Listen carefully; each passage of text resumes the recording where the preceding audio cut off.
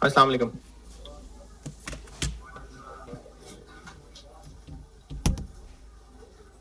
दुरूद शरीफ पढ़।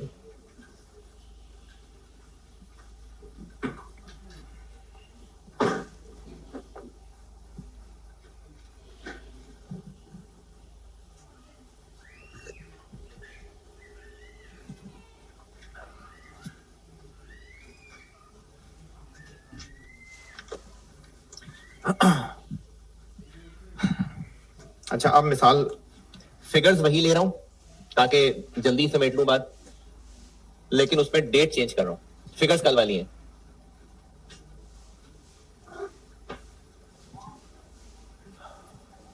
First April 23, first April 24। तो अब मैं यहां कर देता हूं 31 मार्च 24 और ये कर रहा हूं मैं 31 मार्च 25। वही लिखा हुआ है, बस मैंने एरो बदलना है। यहां पर क्या था? रेंट पेड कितना? 84,000 और रेंट पेड 108। इन 12 महीनों का 84,000 है, इन 12 महीनों का 108,000 है। और अकाउंटिंग ईयर 31 दिसंबर 23 था और 31 दिसंबर 24 था और दीवारें उठाई थी इसकी।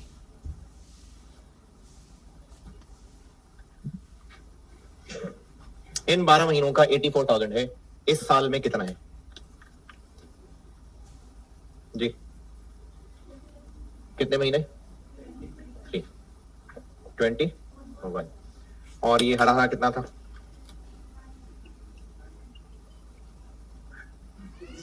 63। 108 में से हरा हरा कितना था? 81,000। और ये लाल लाल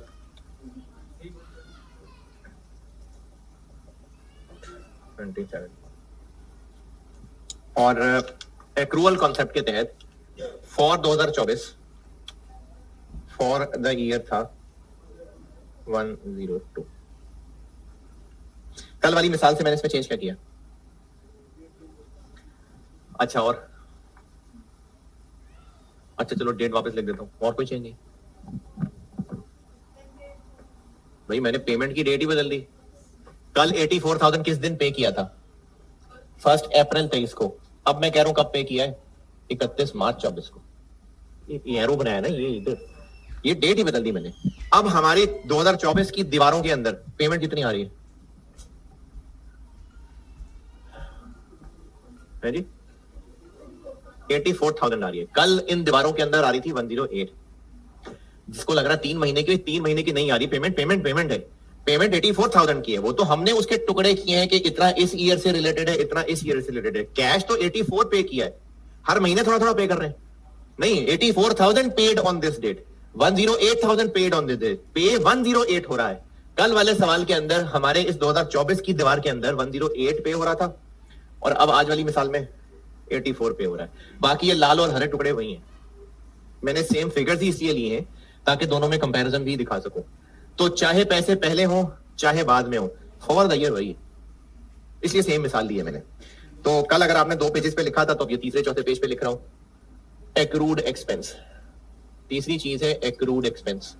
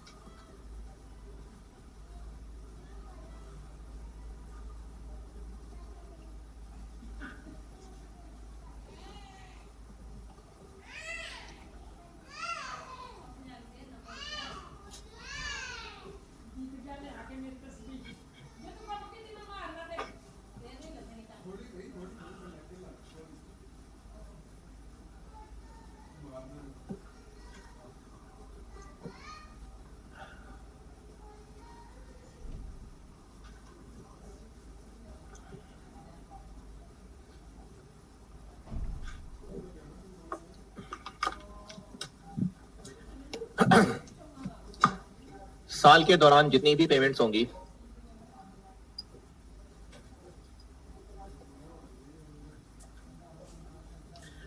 साल के दौरान जितनी भी पेमेंट्स होंगी, एक्सपेंस डेबिट कैश क्रेडिट, इसमें साल में कितनी जी 84,000। जब पेमेंट होगी तो उस वक्त अकाउंटेंट ये नहीं सोचेगा कि किस साल की है, बस पे हो रहा है एक्सपेंस डेबिट कैश क्रेडिट, साल के एंड पे देखेंगे। अब जब साल के एंड पे आए तो ये जो पेमेंट थी ये कितना पोर्शन कवर किए हुए है, कितना पीरियड कवर्ड है इसके अंदर, ये यहां तक है बस। अब इतने पांव चादर में नहीं आ रहे, फैला दिए हमने लेकिन अभी चादर में नहीं आ रहे। इतने 9 महीने और गुजर गए हुए हैं इस 108 में से, लेकिन क्या कोई पेमेंट हुई है?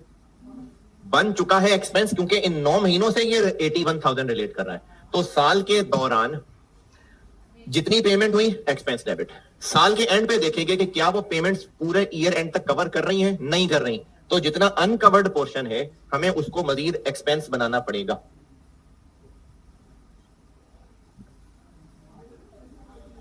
एक्सपेंस करना पड़ेगा और डेबिट कितना 81,000, लेकिन पैसे तो भी दिए नहीं, तो फिर हमारी लायबिलिटी बनेगी, इसको कहते हैं एक्रूड एक्सपेंस। एक्रूड एक्सपेंस के नाम से लायबिलिटी बन जाएगी। यही वाला काम पिछले ईयर एंड पे भी किया होगा। कितने रुपए से? पिछले साल 63,000 से। और पिछले साल उसको एक्सपेंस और लायबिलिटी कहा था। लायबिलिटी क्यों कहा था? तो वो जो 63,000 था वो इस 84 का टुकड़ा था। हमने अगले साल 84 पे किया, फिर से एक्सपेंस कह दिया। पिछले साल एंड पे 63 को एक्सपेंस कहा था, अगले साल 84 फिर से एक्सपेंस कह दिया, तो 63 दो दफा हो गया, दो दफा एक्सपेंस हो गया ना, तो रिवर्स कर देते।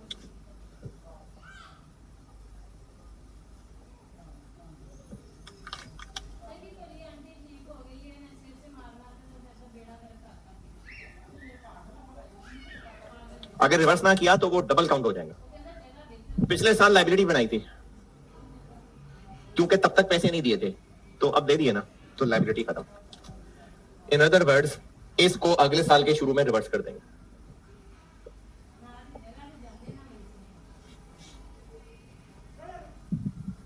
तो रेगुलर स्टेप्स क्या हुए, क्या बने? साल के दौरान जितनी भी पेमेंट्स होंगी एक्सपेंस डेबिट कैश क्रेडिट। साल के एंड पे आके देखेंगे क्योंकि पेमेंट्स इसमें लेट हो रही हैं, तो कुछ अनकवर्ड पोर्शन भी होगा। अनकवर्ड में इसलिए कह रहा हूं कि इस्तेमाल हो चुका है, पैसे नहीं दिए, तो उसको फिर हमें खुद से एक्सपेंस कहना पड़ेगा और लायबिलिटी बनानी पड़ेगी। इस हरकत को कहते हैं एक्सपेंस एक्रू करना। और अगली सुबह ही इस एंट्री को रिवर्स करना पड़ेगा। इन 3 एंट्रीज में असल में कौन कौन से अकाउंट बन रहे हैं? एक्सपेंस और एक्रूड एक्सपेंस। एक्रूड एक्सपेंस है लायबिलिटी, और अगर पिछले साल से लायबिलिटी आ रही है तो फिर बीडी बैलेंस आ रहा होगा यकीनन 63। इन 3 एंट्रीज को पोस्ट करें। एक्रूड एक्सपेंस डेबिट 63 और एक्सपेंस क्रेडिट, फिर एक्सपेंस डेबिट कैश क्रेडिट, फिर से एक्सपेंस डेबिट और एक्रूड एक्सपेंस क्रेडिट। ये लायबिलिटी है, इसलिए इसका सीडी आ जाएगा, ये एसओएफपी में जाएगा। वो एक्सपेंस है, इसकी बैलेंसिंग फिगर एसओसीआई में जाएगी। ये यही वाला 102 है।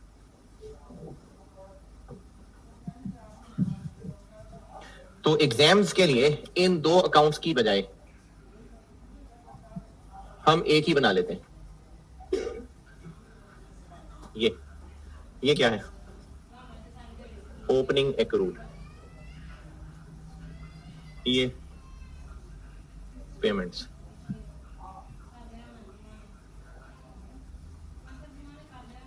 ये क्या है? क्लोजिंग एक्रूड, ये क्या है? Expense for the year.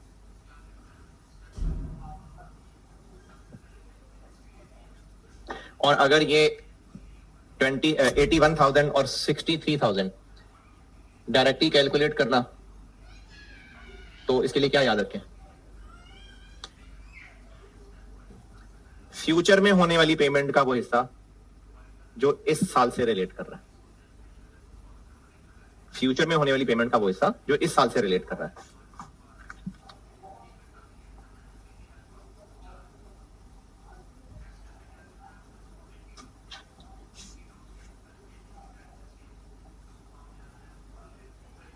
Future payment का वो हिस्सा जो पास्ट से रिलेट कर रहा है। और ओपनिंग एक्रूड एक कदम पीछे जाके कैलकुलेट कर ले।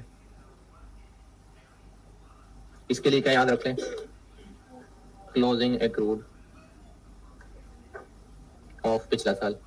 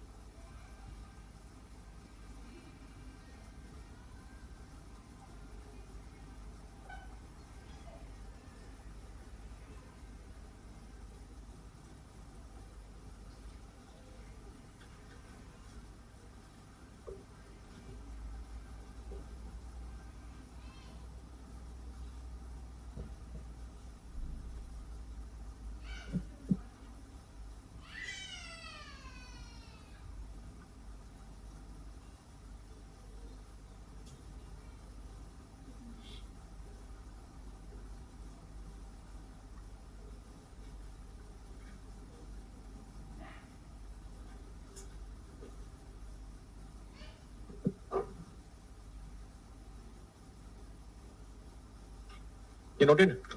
चलें अब मैं बना के देता हूं चौथा। अच्छा हाँ, इसके 2-3 नाम और लिखें एक्रूड एक्सपेंसेस के।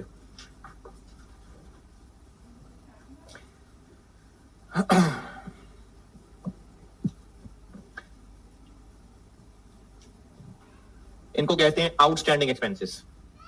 आउटस्टैंडिंग एक्सपेंसेस, एक्सपेंस पेएबल,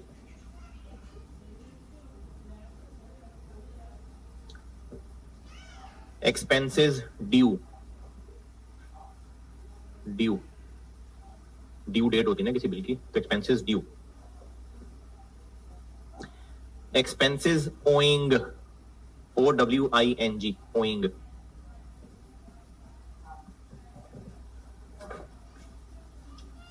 अब इसी मिसाल को पैसे देने की जगह पैसे लेना कर लेते हैं और ये बन जाएगी एक्रूड इनकम।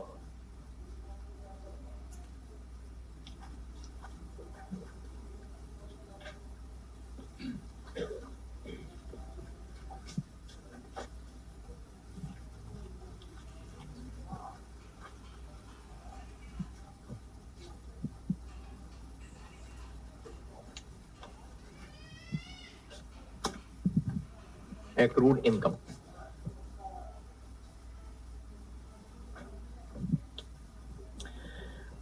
साल के दौरान जितने पैसे मिलेंगे, पे कर रहे थे, एक्सपेंस बना रहे थे, पैसे मिलेंगे, इनकम बना लेंगे, कैश, डेबिट, इनकम, क्रेडिट। इस मिसाल में 84। फिर साल के एंड पे आके देखेंगे कि क्या हमें सारे पैसे मिल गए, तो नहीं मिले, इतने महीने और गुजर गए हैं, पैसे चूंकि देर से मिलते हैं तो इतने महीने और गुजर गए हुए, लेकिन उनके पैसे नहीं मिले, नहीं मिले, मिलने चाहिए, तो रिसीवेबल बना लेंगे उसको। इनकम रिसीवेबल भी कह सकते हैं, एक्रूड इनकम भी कह सकते हैं, और इनकम क्रेडिट। और अगली सुबह इसको रिवर्स कर देंगे।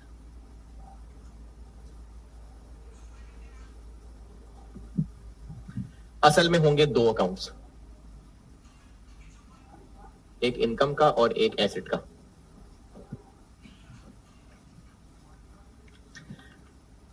अगर पिछले साल ये हमने एसेट बनाया था तो ये इस साल इसका बीडी आ रहा होगा।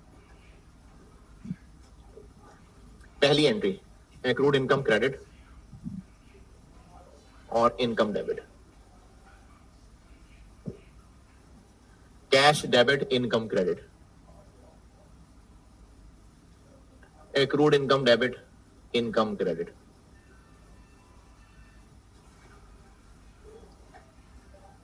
ये चूंकि एसेट है तो इसका आ जाएगा सीडी, जो जाएगा एसओएफटी में। ये इनकम है, ये इस साइड पे इनकम आ जाएगी।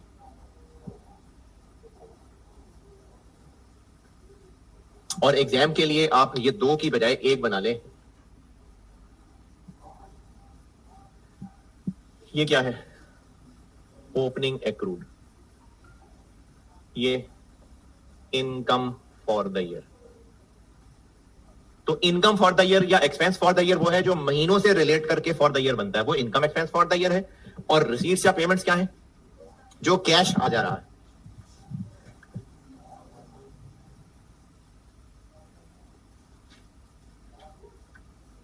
Closing accrued.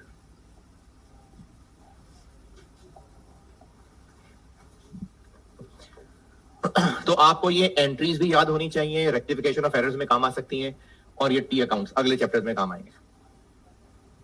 और ये नोट कर लें तो इसके भी दो तीन नाम और बता देता हूं। हाँ, रिवर्स स्टार्ट पे कर देंगे, मतलब इसको प्रैक्टिस बना देगा अकाउंटेंट कि साल के एंड पे ये एंट्री और अगली सुबह रिवर्स, और साल के दौरान जो पैसे आए जाएंगे वो एक्सपेंस इनकम।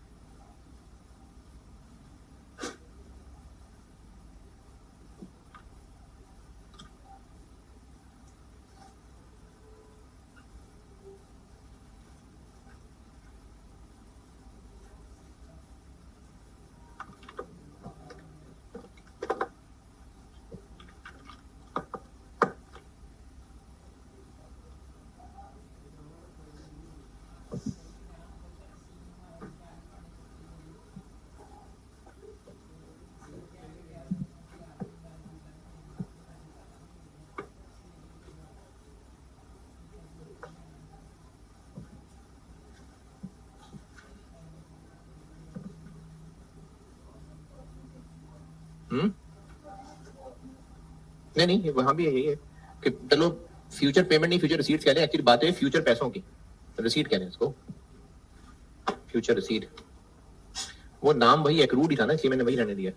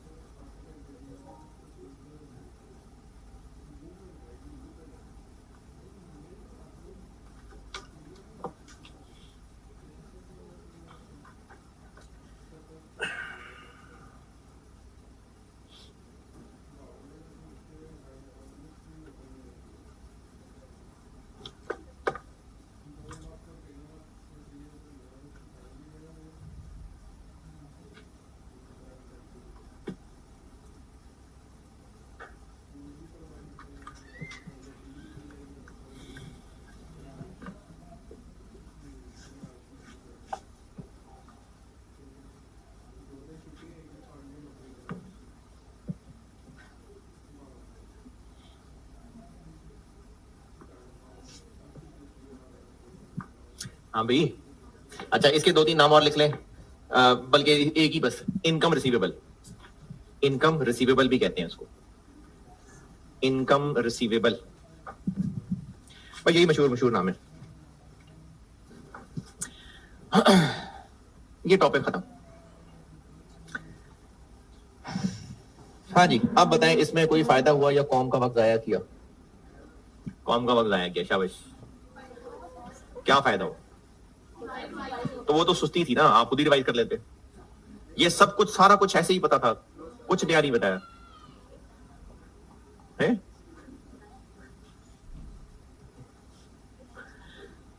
चले अब करते हैं रेक्टिफिकेशन ऑफ एरर्स। और एक और इंट्रो की चीज रिवाइज करानी है, लेकिन अभी उसकी उतनी जरूरत नहीं है, वो कोई 2-3 क्लासेस के बाद, यानी अगले वीक में बताऊंगा वो।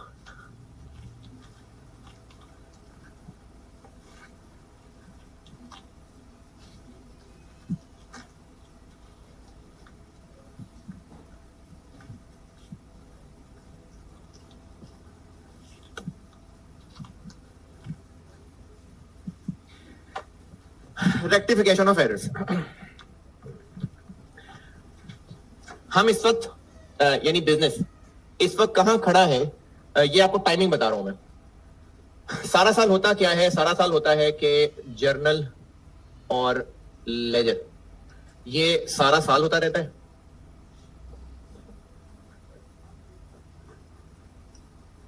फिर उसके बाद ईयर एंड आ जाता है।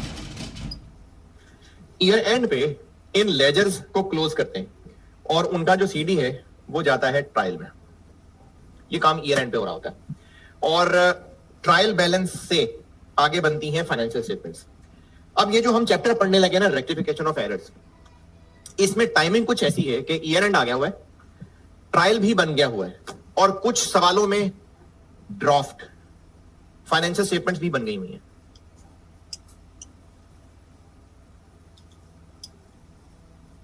ड्राफ्ट का मतलब होता है अभी रफ बनाइए, अगर कोई गलती हुई तो ठीक कर लेंगे, इनको ड्राफ्ट फाइनेंशियल स्टेटमेंट्स कहते हैं। तो इस वक्त रेक्टिफिकेशन ऑफ एरर्स वाले चैप्टर में हम ईयर एंड पे खड़े होंगे। अकाउंटेंट सारा साल जो भी अकाउंटिंग करता रहा, बुक्स का वर्ड वैसे तो उन सबको बुक्स कहते हैं, लेकिन नॉर्मली बुक्स इसको कहते हैं। तभी आपने sales day book, sale return day book, तो उनको बुक्स ऑफ प्राइम एंट्री कहते हैं, जो ये होता है, ये नहीं। इसके लिए कोई नाम पड़े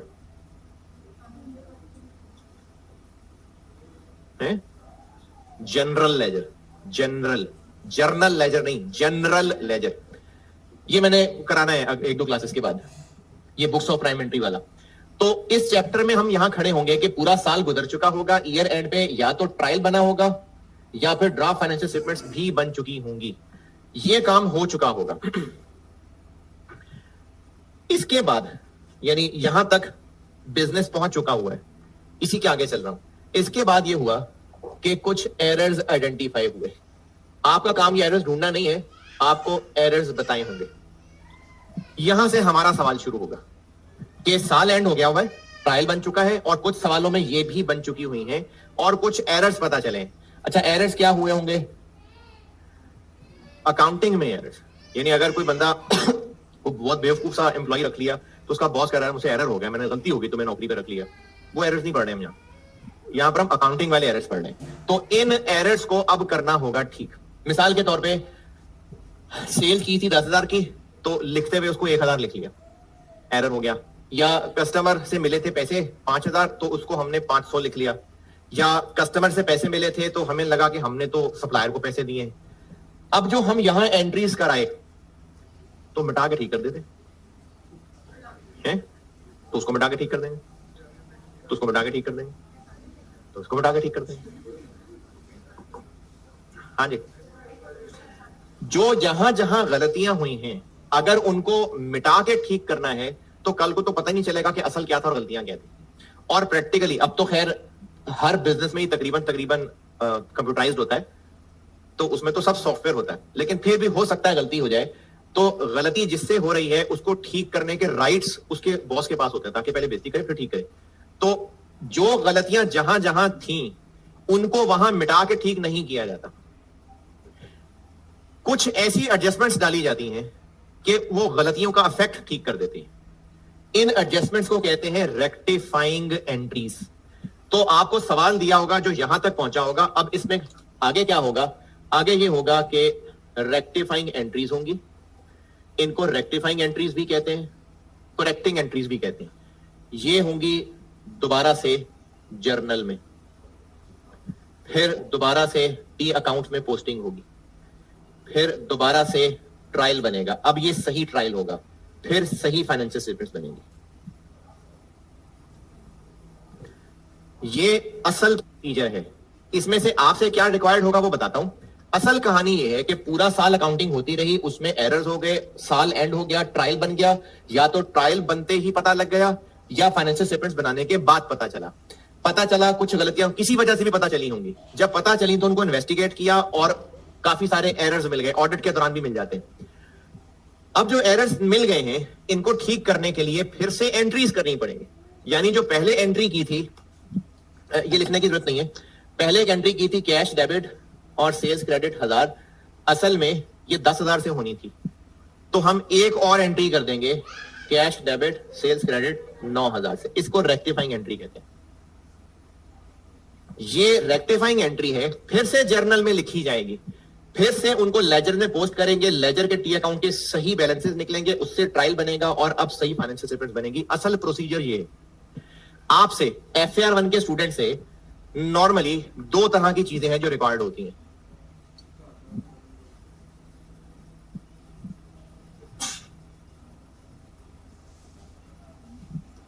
स्टूडेंट से जो नॉर्मली रिक्वायर होता है ना, वो होती है रेक्टिफाइंग एंट्रीज,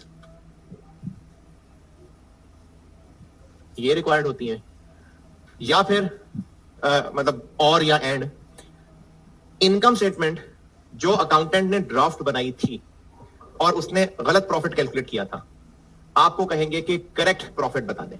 तो रेक्टिफाइंग एंट्रीज भी पूछी जा सकती हैं और कैलकुलेशन ऑफ करेक्ट प्रॉफिट। ये नॉर्मली ये दो तरह की चीजें रिक्वायर्ड होती हैं FAR1 स्टूडेंट्स। असल ये है, यानी असल कहानी ये है कि पूरे साल में अकाउंटेंट ये अकाउंटिंग करता रहा, साल एंड हो गया, साल एंड पे ट्रायल बना, फाइनेंशियल स्टेटमेंट्स बनी, या तो फाइनेंशियल स्टेटमेंट्स बनने से पहले गलतियां पता चल गई, ज्यादातर इसके बाद पता चलती हैं ऑडिट के दौरान।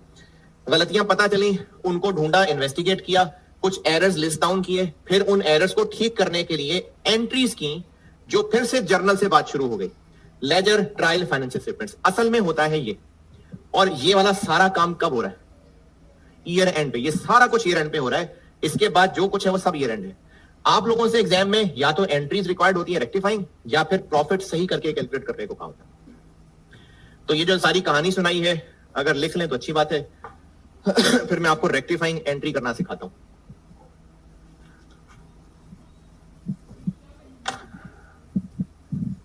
ये सारा काम ईयर एंड पे हो रहा है। ये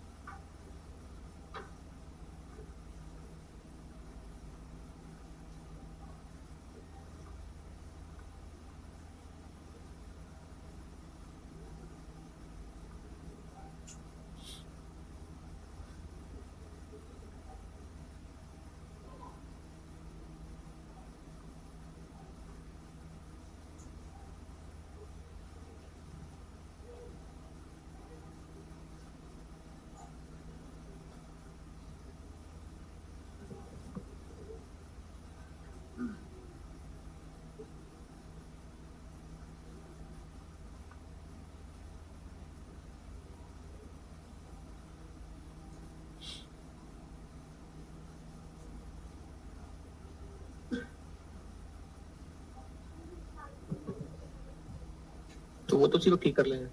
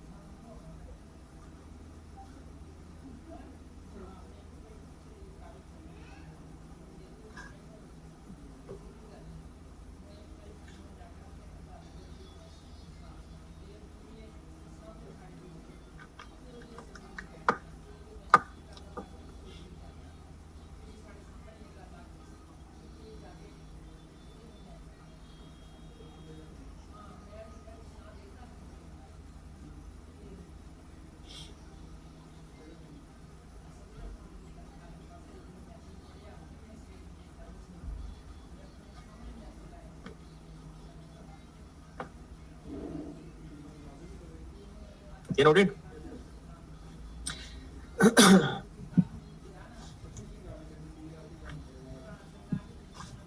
अच्छा, इसमें आपको जो मैं रेक्टिफाइंग एंट्री सिखाने लगा हूं, इसको ना दो हिस्सों में बांट रहा हूं।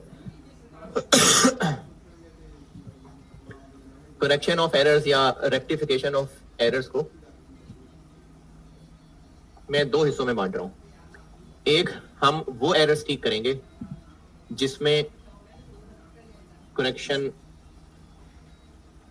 Not involving suspense account.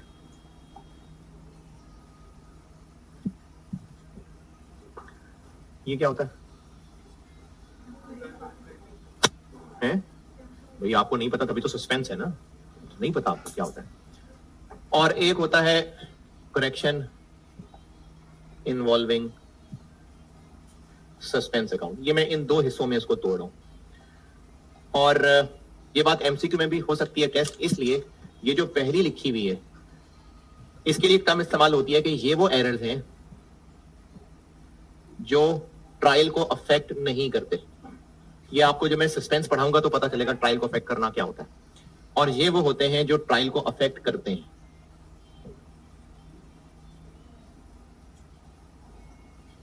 तो इसको मैं दो हिस्सों में बांट रहा हूं।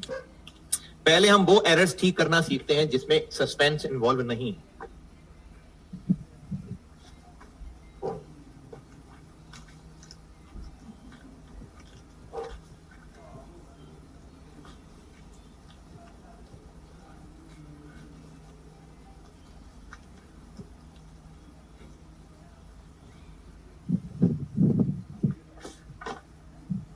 पहले वो कराने लगा हूं जिसमें सस्पेंस इन्वॉल्व नहीं है।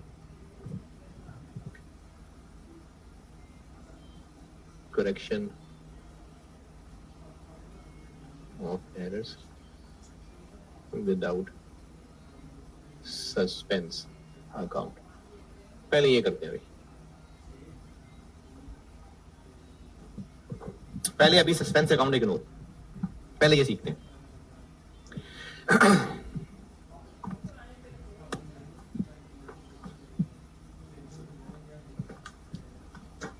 रेक्टिफाइंग एंट्री एक मिसाल से समझाता हूं और बस फिर प्रैक्टिस ही प्रैक्टिस है इसकी।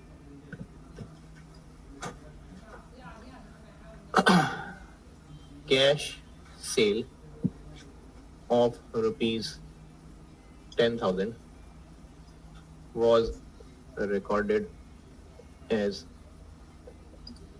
credit sale।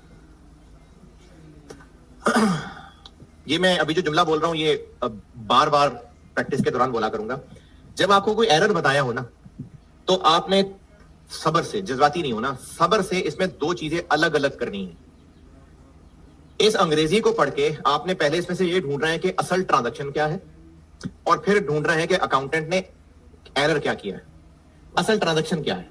कैश सेल्स है। और अकाउंटेंट ने क्या किया है? तो जब भी एरर पढ़ेंगे तसल्ली से, जज्बाती नहीं होना, बच्चे इसमें जज्बाती होते हैं। खैर और भी बहुत सारी टिप्स हैं जो मैंने अगले 3-4 दिन में वही टिप्स बतानी है। मेन कॉन्सेप्ट हो गया तकरीबन, ये जो भी बताने लगा हूं। हमने हर एरर को पढ़ते हुए बहुत ध्यान से, एहतियात से उसमें छुपी हुई असल ट्रांजैक्शन को पहचानना है और अकाउंटेंट ने क्या हरकत की है वो पहचानना है। बुक्स में जो एंट्री हो चुकी हुई है इसको कहते हैं रॉन्ग एंट्री।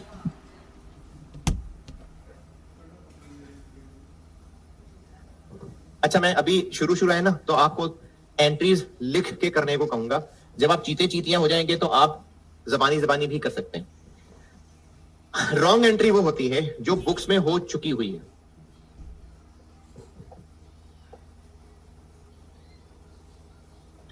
रॉन्ग एंट्री मैं कह रहा हूं उसको जो बुक्स में हो चुकी हुई है। तो बुक्स में क्या एंट्री हुई है जी? Debtors debit, sales credit 10,000। Books में असल में ये एंट्री हो गई हुई है। एक होती है करेक्ट एंट्री, यानी जो होनी चाहिए थी।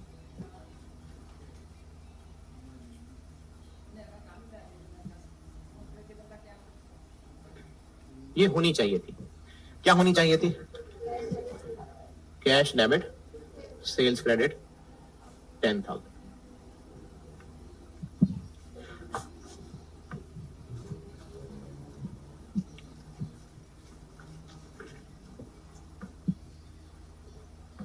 ये बुक्स में असल में हुई है और ये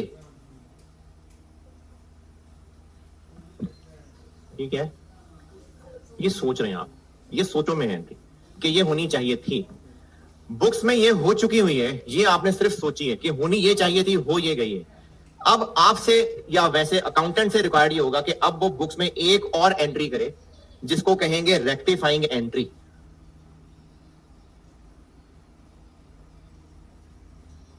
ये अब करेगा बुक्स के अंदर ही, अब एंट्री करेगा और इस एंट्री की जिंदगी का मकसद होगा कि जो हो गया है वो इसमें बदल जाए। सेल्स क्रेडिट हो गई है, होनी चाहिए थी, सही है। डेटर डेबिट हो गया, नहीं होना चाहिए था, डेटर कर देंगे क्रेडिट। कैश डेबिट होना चाहिए था, नहीं हुआ, अब कर दें। ये हो गई रेक्टिफाइंग एंट्री, ये होगी आपसे रिक्वायर्ड। आपको एरर बताया होगा और रिक्वायर्ड होगी रेक्टिफाइंग एंट्री। रफ वर्किंग में या चलो वर्किंग में आपने रॉन्ग एंट्री और करेक्ट एंट्री लिख के उनको कंपेयर करके फिर ये एंट्री बनानी। ये लिखना है तो ये चीज है जो स्टूडेंट से रिक्वायर्ड होती है।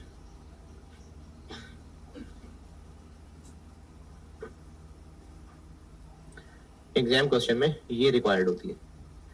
और रॉन्ग एंट्री और करेक्ट एंट्री आप या तो जबानी सोच रहे होंगे, क्योंकि एग्जामिनर ने असल में आपको इस बात के नंबर देने कि आप डेबिट क्रेडिट सही बना रहे हैं कि नहीं बना रहे। आप रॉन्ग और करेक्ट जबानी सोच रहे हैं या वर्किंग में लिखा हुआ है, इससे एग्जामिनर को फर्क नहीं पड़ता। एग्जामिनर ने इस एंट्री को देख के नंबर देने। तो जब तक चीटियां नहीं होते, आपको आई रिकमेंड कि रॉन्ग एंट्री और करेक्ट एंट्री दोनों लिखनी चाहिए। इसको नोट कर लें, फिर प्रैक्टिस करते हैं।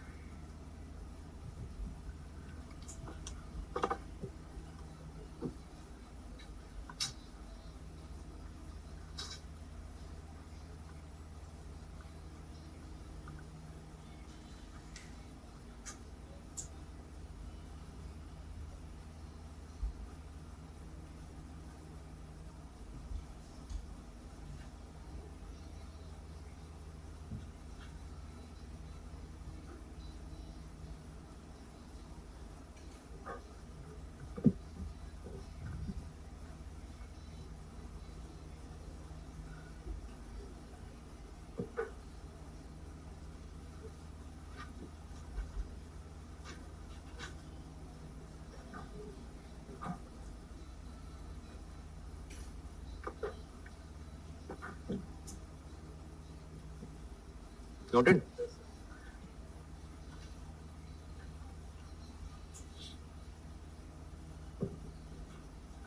देखिए सवाल।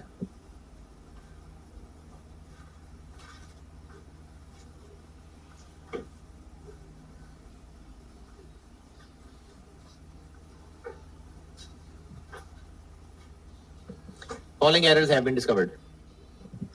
Following errors have been discovered.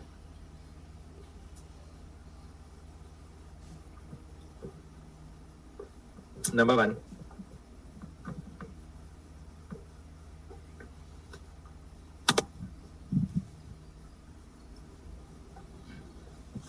Receipt from debtors. Receipt from debtors. अच्छा, अगर कोई बहुत आसानी से रेक्टिफाइंग बन रही हो तो जरूरी नहीं है कि आप रॉन्ग और करेक्ट लाजमी लिखें। इतना तो मैं आप पे भरोसा करता हूं कि अगर आप बहुत आसानी से रेक्टिफाइंग बना सकते हैं तो बना लेंगे। क्या लिखा? रिसीट फ्रॉम डेटर ऑफ 15,000 रुपए, 15,000 was recorded as cash sale. Next error. Credit sale of 25,000.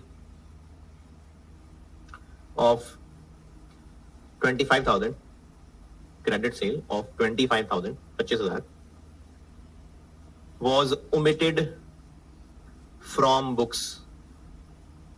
Omitted होता है भूल जाना, was omitted from books. Next.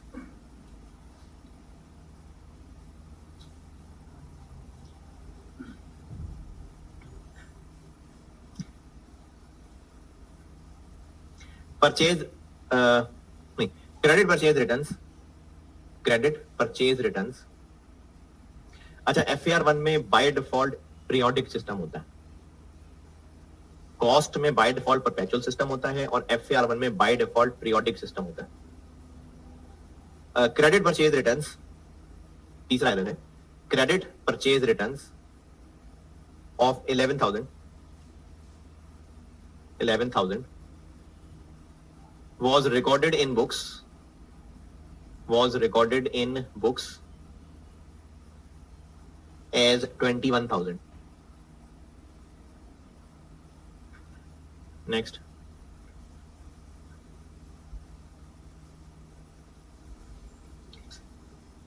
Rent expense.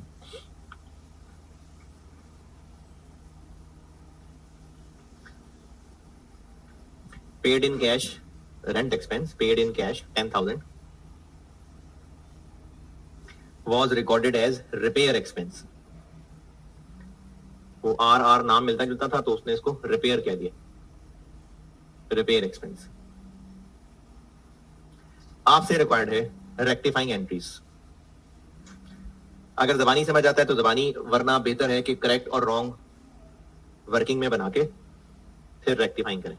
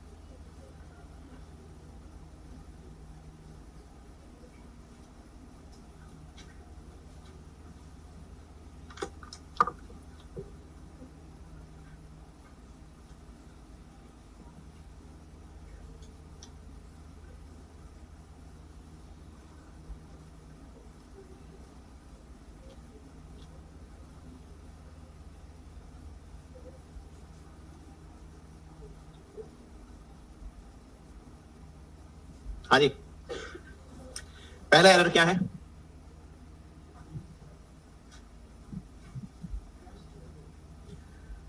जी, पहला एरर क्या है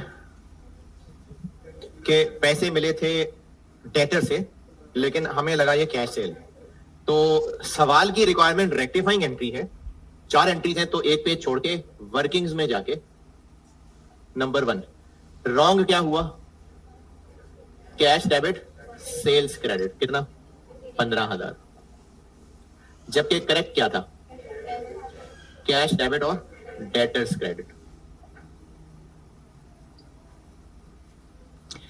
रेक्टिफाइंग क्या बनाए? कैश होना चाहिए था, हो गया, सही है। सेल्स हो गई, नहीं होनी चाहिए थी, डेबिट कर देते। डेटर्स क्रेडिट होने चाहिए थे, नहीं हुए, अब कर दें। ये पहली रेक्टिफाइंग एंट्री, सही है। दूसरा एरर,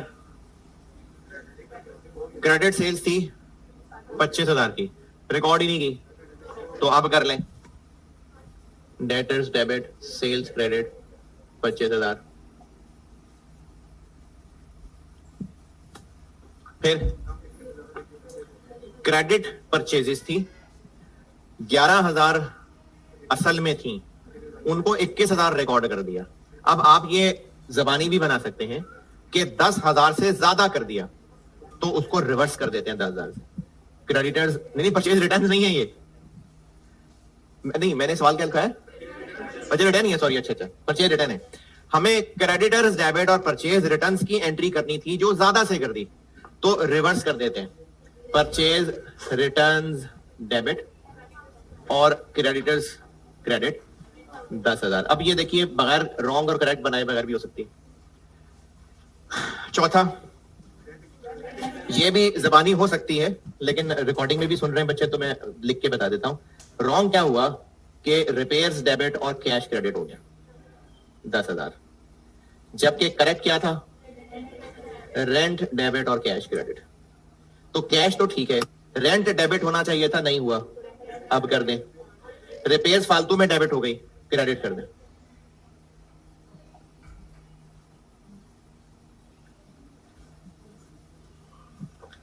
हाँ जी, सबका सब सही है, वाह भाई।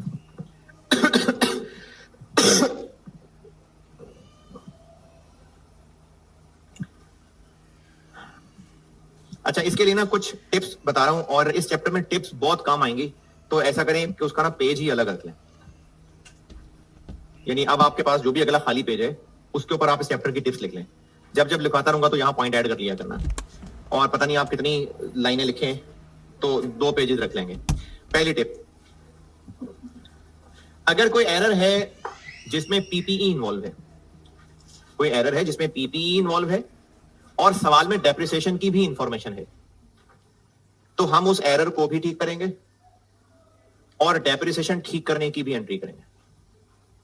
दोबारा, अगर किसी एरर में पीपीई इन्वॉल्व है एंड क्वेश्चन में डेप्रिसिएशन की इंफॉर्मेशन भी है, कोई रेट बताया हो सकता है, तो फिर हम उस पीपीई का एरर भी ठीक करेंगे और डेप्रिसिएशन की भी ठीक करके एंट्री करेंगे। यानी 2 रेक्टिफाइंग एंट्री हो रही होंगी उसकी, पीपी वाला एरर भी ठीक कर रहे होंगे और डेप्रिसिएशन की भी करेक्शन कर रहे होंगे।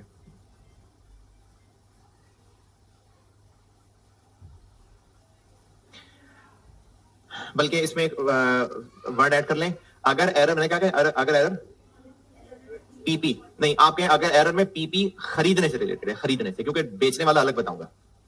अगर एरर पीपीई खरीदने या एडिशन से रिलेटेड है, तो डिस्पोजल का फिर बाद में अलग बताऊंगा।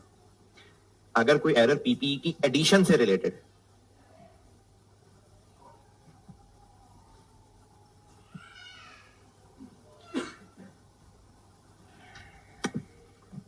चले ठीक है, बाकी कल कंटिन्यू करते हैं। ठीक है, अल्लाह।